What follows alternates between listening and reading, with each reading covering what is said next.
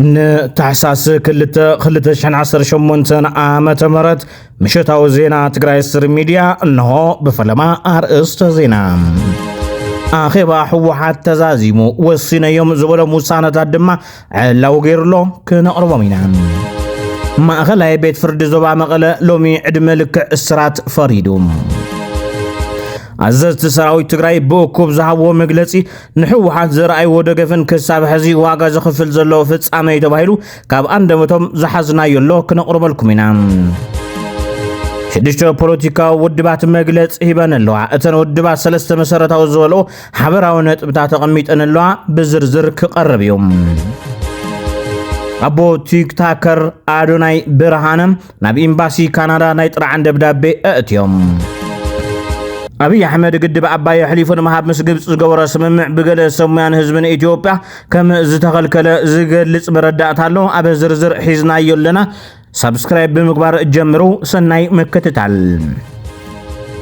ما أغلى بيت فرد زوا مغلى بقبن قتلت ميرون مبرهاتو طفعاتنيا نزولة تخصاصي بلاي صقاي بعد ملك عصنع معصرتي كقطع وسينوم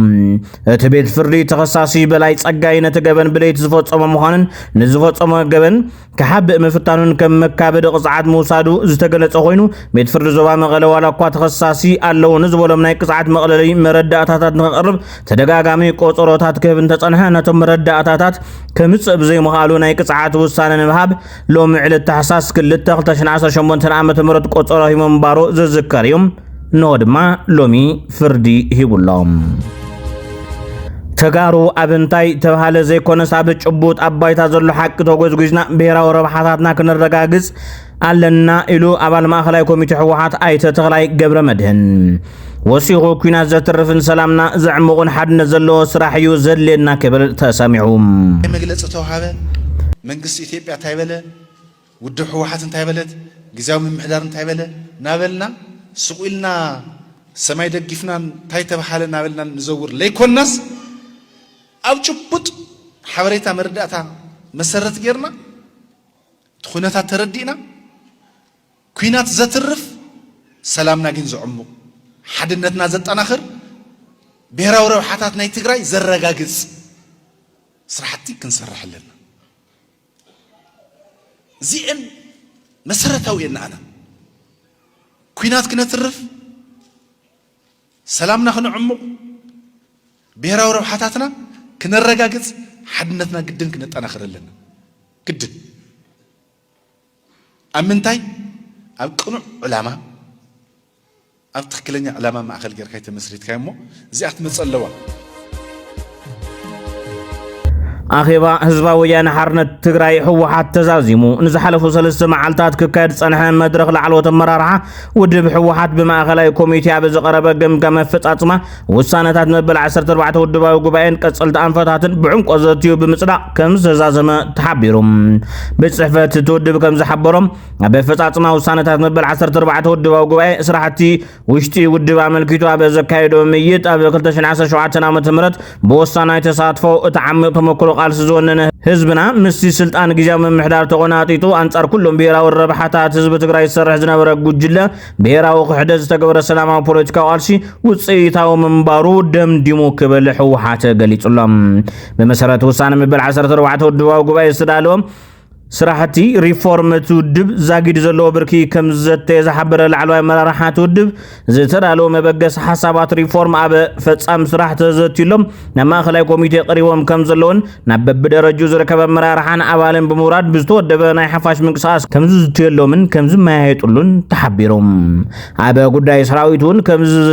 ዝሕብር ትውድብ መንዋብሮ ሰራዊት ንምምሕያሽ ክረኽቦም ዝግባእ ጥቕሚ ንምምላስ ተጀመረ ምንቅስቃሳት ክቀላጠፉን ናብ በብደረጁ ዘሎ መራርሓ ነዝ ተግባራዊ ነግባር ዘኽእሎ ምድላት ክገብር ከም ዝግባእን ኣብ ምርዳእ መብጽሑውን ውድብ ህወሓት ጠቒሶም ኣዘት ሰራዊት ትግራይ በኦኮብ ዝሃቦ መግለጺ ንህወሓት ዘርአይ ወደገፍ ክሳብ ሕዚ ዋጋ ዘኽፍል ዘሎ ፍጻመ ተባሂሉ መንግስት ትግራይ ናይ ህዝብ ትግራይ ተቋሚ ኣብ ናይ ህዝብ ትግራይ ጉዕዞ ዝለዓለ ታሪኻዊ حلافنت كابس تشكم بوليتيكا بارتات بزعد زلو خات بيلف حوحتي نبهراو خبر نصانوت حزب تግራይ 17 ዓመት ሙሉ ቃለስ ከሎ ናይ ብዙሓት ጀጋኑ ተጋሩ መስዋዕት ዝተኸፈለሉ ውድብ እዩ ንኩላና ተጋሩ ከም ሓወልቲ ኣክሱም ክንከባኸቦ ዘለና ኦርጋናይዜሽን ኩላትና ዝእዘዘልና መንግስቲ ኣለና እዚ መንግስቲ እዚ ከዓ ህዝቢ ትግራይ ዝመረፆ መንግስቲ እዚ ክፍለጥ ኣለዎ ብደንብ እዚ መንግስቲ ይመርሕ ኣሎ ፖለቲካዊ ቃልሲ ሰራዊት ድማ ናይቲ ፖለቲካዊ ቃልሲ በሊሕ ጫፍ ኮይኑ ተልእኽኡ ይፍፅም ኣሎ እቲ ሓድነት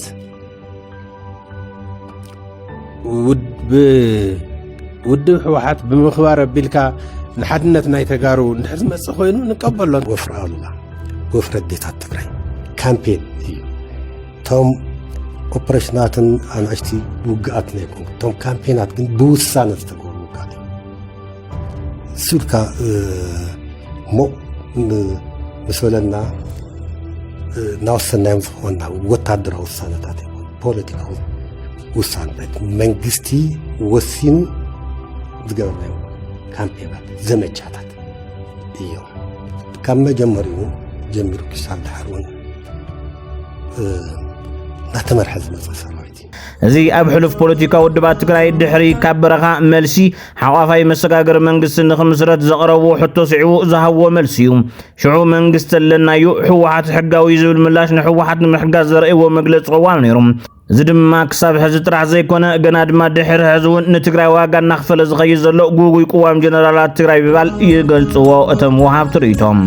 ከም ዝፍለጥ ኣብ ውሽጢ ዓዲ ይኹን ኣብ ደገ ዘሎ ትግራዋይ ነቲ ዘጋጠሞ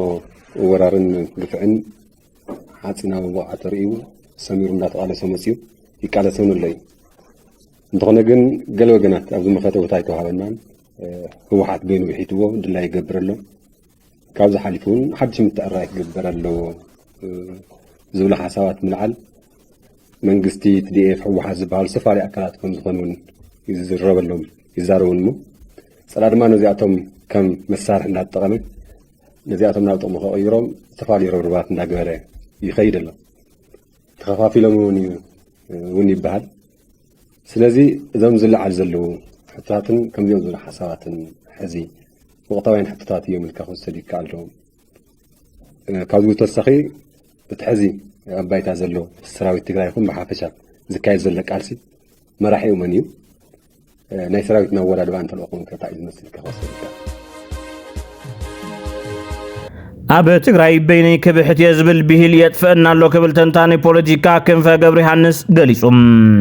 ሕወሓት ዘድሊ ውድብ እኳ እንተኾነ እቲ ኣብ ስልጣን ዘሎ መሪሕነት ኣይኮነን ንህዝቢ ትግራይ ነቲ ውድብ ከድሕን ንባዕሉ እውን ከም ዘይድሕን ኣብዚ 3 ዓመት ንሪኦ ዘለና ተርእዮ እዩ ክብል ገሊጹ ሕዚ እኮ ሽግግር መንግስቲ ተሰሚዖም እማ ይብርግጉ ሓቋፍ መንግስቲ ተሰሚዖም ይብርግጉ ንዑ እዮም ሕዚ ናይ ትግራይ መንግስትስ ናብ ቦታኡ ይምለስ ይብሉ ኸ ዋ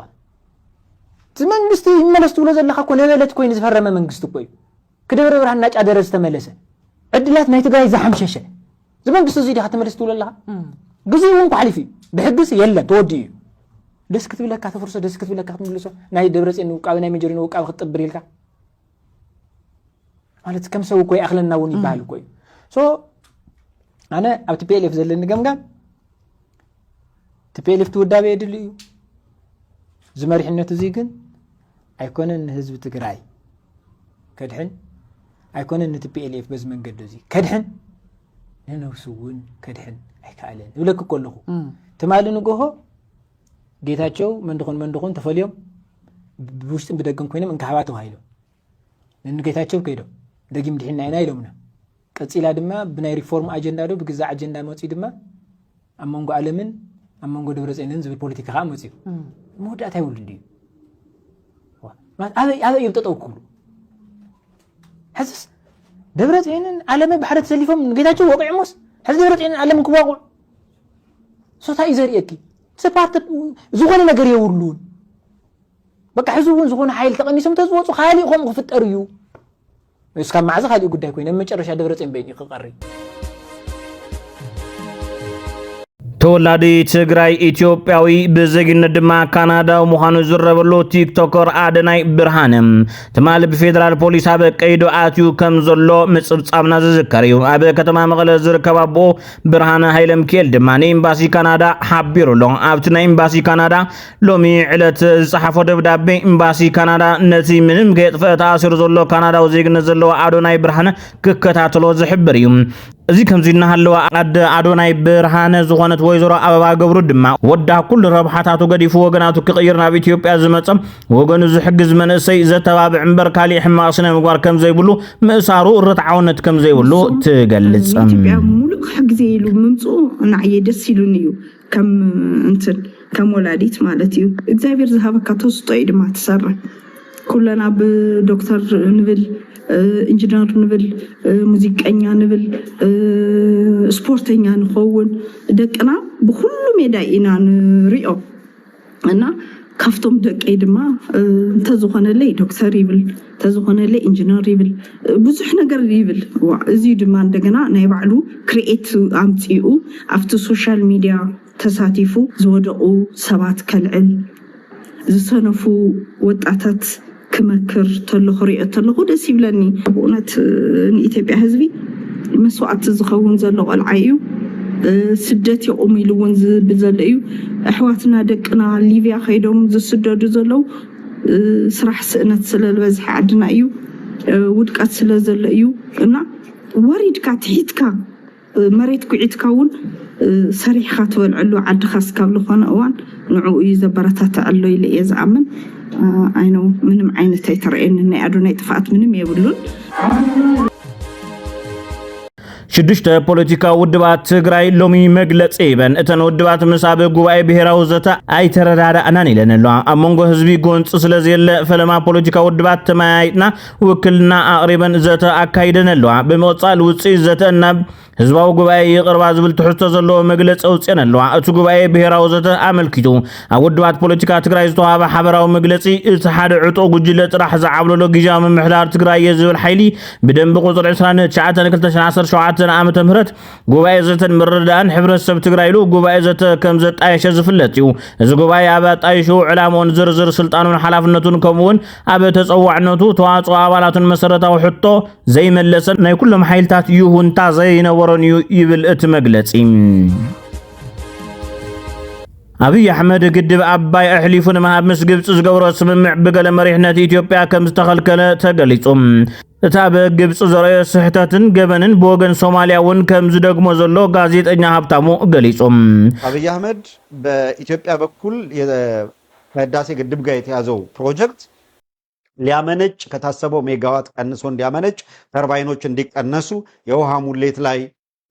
ለተራዘመ ጊዜ እንዲደረግ ማድረግ ከዚያም በኋላ የቀረችው የግድቡን ባለቤትና አስተዳደር ላይ በተመለከተ ግብጽ የባለቤትነትን ሚና እንዲኖራት ወይም የማስተዳደር ሚና እንዲኖራት የምታደርገው ግፊት ነበረ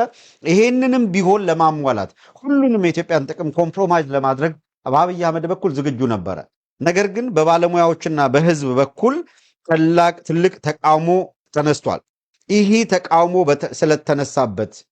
በከፍተኛ ግፊት ስለተነሳበት ተቃውሞውን መቋቋም ሳይችል ቀርቶ እንዲያፈገፍግ ምክንያት ሆኗል ከዚያ በኋላ የተሸጋገሩት እንደገና ወደ ሶማሌ ክልል ድሬዳዋንና አፋርን የመዋጥ ስትራቴጂያቸውን የሀገራዊ ምክክር ኮሚሽን በሚሉት በኩል ሄዱ አዲስ አበባን ድሬዳዋን ሐረርን ለመዋጥ ይፋዊ ጥያቄ በፖለቲካ ኃይሎች በኩል ካቀረቡ በኋላ በህግ ደግሞ ይሄንን ለማስፈጸም የሚያደርግ እንቅስቃሴ ጀመሩ ወሲሆት ጋዜጠኛ ኢትዮጵያ 27 ዓመት ሙሉ ኢህአዴግ ከም ዘለዎም አብይ ሓዊሱ ዘጥፎ ጥፋት ናይ ህወሓት ተጠቅሊሉ ህዝብ ትግራይ ከዓድዮን ሕነ ክፍድየሉን ተገይሩ ባል እቲ ብዕሊ ህዝብ ትግራይ ዝረግፍ ዘሎ መዓት ሕዝውን መቋረፂ ዘይተረኸበሉ ከም ዝኾነ ገሊጹ ሆዴድ የሰራውን በደል ብአዴን የሰራውን በደል በህዴን የሰራውን በደል ለቲፒኤልኤፍ ተላላኪ በመሆን ነው ይሄን የሰራ ነው ብለው ነገሩን አቅጣጫ ያስይዙት በዛ መንገድ በመሆኑ ምክንያት ቲፒኤልኤፍ ባደረሰው በደል የትግራይ ህዝብ ዋጋ እንዲከፍል የሚያደርግ የፖለቲካ አቅጣጫ ዛሬም ድረስ ሳይታረም እንዲገፋ ተደርጓል በዚህ ምክንያት ኦህዴድ ለሁለተኛ ዙር አውዳሚ ጦርነት ሲዘጋጅ እንኳን አሁንም ላለፉት 7 ዓመታት በኢትዮጵያ ታሪክ ታይቶ የማይታወቅ ከባድ ግፍ የፈጸመ ቡድን ለኢትዮጵያ ሕዝብ ማስፈራሪያ አድርጎ የሚያቀርበው ግን ከ27 ዓመት በፊት የነበረውን በስልጣን ላይ የነበረውን የህወሓት ቡድንና በተፈጸመው ወንጀል ነው ማስፈራሪያ የሚያደርገው። 27 ዓመት በፊት በነበረው ያገዛዝ ዘመን ቲፒኤልኤፍ እንደሚጠየቀው ሁሉ ይሄ አሁን ኦህዴድ የሚባለውና ሀገሪቷን እየገዛ ያለው ብአዴን የሚባለውና ለኦህዴድ ተላላኪ ሆኖ ያለው በህዴን የሚባለውና ብልጽግና በሚባል መዋቅር ውስጥ የገባ ተላላኪ ሙሉ በሙሉ ከተጠያቂነት የሚያመልጥ ቡድን አይደለም። የወንጀል ተካፋይ ነበር። ተላላኪ ነኝ ይበል እንጂ በሚመሯቸው ክልሎች ሁሉ የስውርና ግልጽ እስር ቤቶች አቋቁመው የሚያስተዳድሩትን ህዝብ ሲጨቁኑ የነበሩ እንዲጨቁኑ ወይም ህዝባቸውን እንዲያዋርዱ ከተነገራቸው 3 እና 4 እጥፍ በላይ በማድረግ የጎበጥ አሽከር ሁልጊዜ አጎንብሶ ለምን ቢሉ ጌታውን ለመምሰል እንደሚባል ከታዘዙት በላይ ርቀት ሂደው የገዛ ህዝባቸውን በማዋረድ በመዝለፍ በማሰር በመግደልና በማሳደድ ከጌቶቻቸው ምስጋና ለማግኘት ሲሰሩ የነበሩ ኃይሎች ራሳቸውን ፍጹም ነፃና ወንጀሉ ተሳታፊ እንዳልሆኑ አድርገው በ27 ዓመቱ ጉዳይ ህብረተሰቡ ዛሬ በሚሰሩት ወንጀል ተጠያቂ ናችሁ ሲላቸው ትላንት እነሱም ተሳትፈው የሰሩትን ወንጀል ከህወሓት ጋር አጣብቀው ማላዘን ነው የመረጡት። እነ ብርሃኑ ጸጋዬ አቃቤ ህግ መስሪያ ቤቱ ነው ስንቱን ወጣት እንዲመክን ሲያደርጉ የነበሩና ሲያሰቃዩ የነበሩ አካላት፣ እነ ወርቅነህ ገበየሁ ፌዴራል ፖሊስን ሲመሩ የነበሩ አካላት እና አብይ አህመድ ኢንሳ ሆነው በስለላ ስንቱን ሲያመክኑ የነበሩ እነዚህ ናቸው ራሳቸውን ነፃ አድርገው ሊስሉል የሚሞክሩት። ካብ መቐለ ናብ ሽረ ትጓዓዝ ዝነበረት ሶሎዳ ኣውቶቡስ ኣብ ኣግበም ዝተባሃለ ቦታ ሓደ ተምሃሪ ናይ ሃይላንድ ፕላስቲክ ኩዕሶ ክፃወት ክብል ድንገት ናብቲ ኣውቶቡስ ብምእታው ናይ ቀሊል ሓደጋ በፂሕዋ። እታ መኪና ኣብ ቀልቀል ብምትራፋ ኣብ ተሳፈርቲ ዝበፅሕ ሓደጋ የለን ተባሂሉ ኣሎ። በዛ ኣጋጣሚ ወለዲ ንደቆም እኹል ምኽሪ ክትለግሱ ይግባእ ዝብል መልእኽቲ ድማ ካብ ቅዱሳት ዝመፀ እዩ። نسعى زحزنا يوم زينات نزم تخاطركم يمسل نيرم بتحسنا نقراربانا ننتفوت يقومنا سبسكرايب مقبار حلفو سلام من حزب تግራይ سلام من كل ود سب